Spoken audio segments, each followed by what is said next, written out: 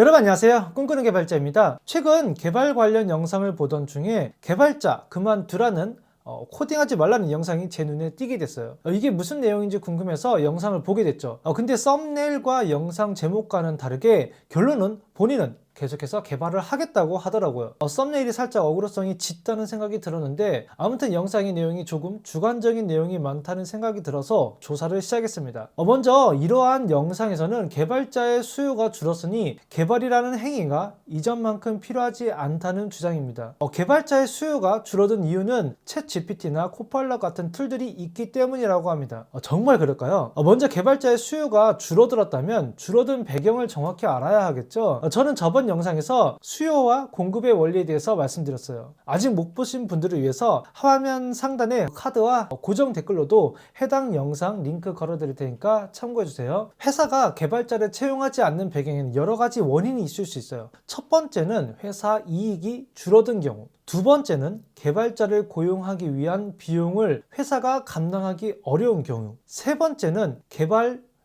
자체가 불필요해졌거나 축소해도 경영에 문제가 없는 경우가 대부분일 거예요. 그럼 지금 영상을 찍고 있는 시점에서 개발자 채용 시장은 어떨까요? 먼저 일본의 채용 시장을 확인해 보겠습니다. 일본의 경제산업성이 발표한 자료에 따르면 2030년에는 IT 인력이 최대 79만 명 부족할 것으로 예상하고 있어요. 다른 뉴스 한번 볼게요. 일본의 중형 전직 에이전트 타입에서 발표한 자료를 보시면 엔지니어, 개발자의 유효 구인 배율이 높아서 채용이 어려워지고 있다는 조사 결과입니다. 여기서 유효 구인 배율이란 구직자 한 명당 구할 수 있는 일자리의 비율을 말하는 거예요. 수치가 높으면 높을수록 일자리가 많다는 뜻이고 숫자가 낮으면 낮을수록 구직자 수에 비해 일자리가 없다는 뜻이에요. 예를 들어 유효 구인 배율이 2라면 구직자는 1명인데 일자리는 2개라는 뜻이에요.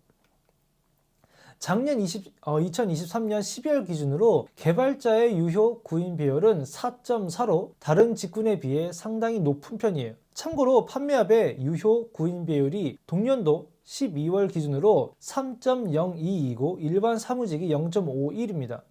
일본 국가기관에서 조사한 자료와 민간 기업에서 조사한 자료가 대략 일치하니 신뢰할 만하다고 생각합니다. 조사 자료만 보자면 일본은 수요가 줄었다고 보기는 어렵네요. 만약 한국이 수요가 줄었고 일본이 수요가 늘었다면 일본으로의 취업은 정말 기회일 듯 해요. 그럼 한국은 어떨까요? 일본만 조사하기 아까워서 한국도 같이 조사했습니다. 올해 1월 서울경제에 나온 뉴스입니다. 컴투스에서 개발자 줄인다는 뉴스가 떴네요. 이것만 보면 확실히 분위기 안 좋아 보입니다. 개발자 하면 안 될 것 같은 느낌이죠. 더 자세히 보도록 하겠습니다. 내용 요약하자면 게임 수요가 코로나 이전으로 되돌아감과 동시에 경기 불황으로 인해 인력 감축을 한다는 내용입니다. 다른 뉴스도 보겠습니다. 한국경제 뉴스입니다. 네이버마저도 구조조정한다는 내용이네요. 개발자 하면 망할 것 같은 느낌입니다. 컴투스도 네이버의 경우도 회사의 이익이 줄어들었기에 개발자를 감원한다는 내용입니다. 제가 모든 뉴스를 다 조사한 게 아니어서 정확한 판단을 하기 어렵지만 지금까지의 자료만 보고 판단하다면 한국과 일본의 수요가 다르다는 것을 알 수 있어요. 때문에 단순히 한국의 시장이 수요가 적어졌으니 개발자의 꿈을 접으라고 하는 것은 너무 앞서간 것이 아닌가 생각이 들어요. 제가 보기에 이 뉴스는 개발직이 필요 없어졌다기보다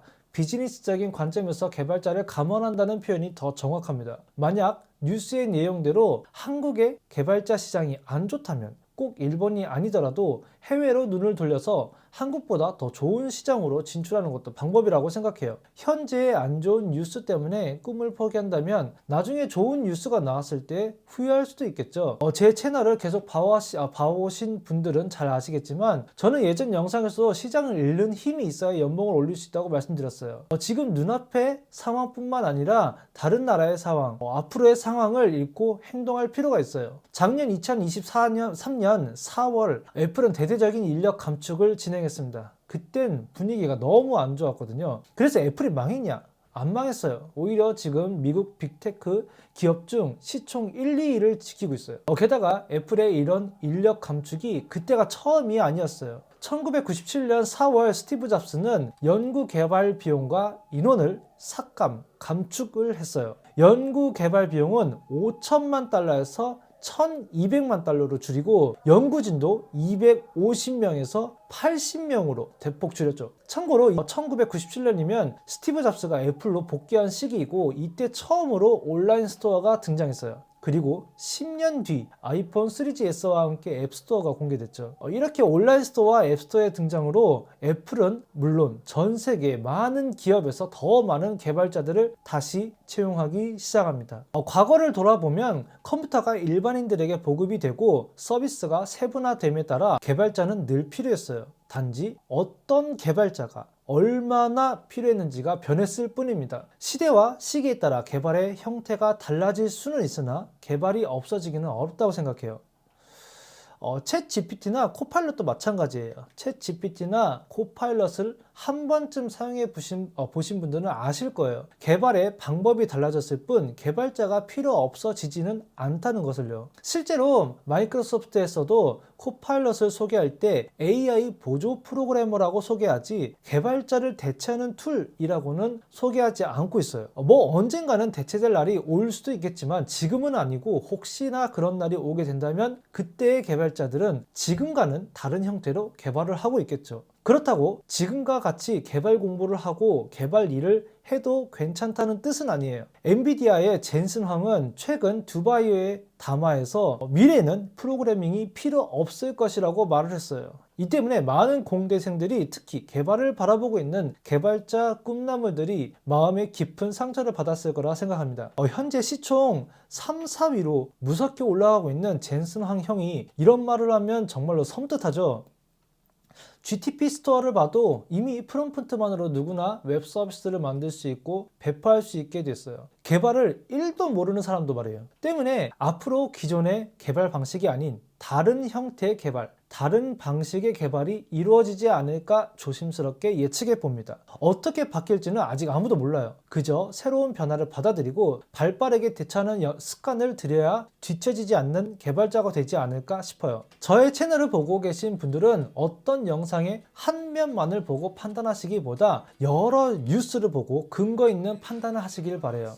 우린 개발자잖아요. 논리적으로 판단하자고요. 물론 저의 영상도 정답이 될 수 없어요. 저 역시도 과거를 보면서 미래를 예측할 수밖에 없습니다. 때문에 저의 영상만을 보시고 판단하시기보다 다른 채널 경로를 통해서 더 많은 뉴스를 접하시고 객관적이고 논리적인 판단하시기를 추천드립니다. 이번 영상에서는 개발자 그만두라는 영상에 대해서 저의 견해를 말씀드렸어요. 결론을 말씀드리면 공급과 수요는 나라에 따라 다르기에 편한된 뉴스나 지식만으로는 판단하는 것은 위험하다고 말씀드리고 싶어요. 또한 편한된 뉴스나 영상만으로 스스로의 꿈을 포기하는 것은 더욱 안타까운 일이라고 말씀드리고 싶고요. 가능하면 많은 뉴스와 자료를 바탕으로 객관적이고 논리적으로 판단해서 진로와 취업을 결정하셔야 합니다. 또한 AI의 발전으로 개발의 방법과 내용이 많이 달라질 수 있기 때문에 항상 시장을 주시하셔서 변화를 받아들이시고 나 스스로를 개선해 나가야 합니다. 오늘 제가 준비한 영상은 여기까지입니다. 저는 앞으로 더 좋은 영상으로 여러분들을 찾아뵙겠습니다. 아직 좋아요와 구독을 누르지 않으신 분들이 계시다면 꼭 눌러주세요. 그럼 이번 영상 여기까지입니다. 감사합니다.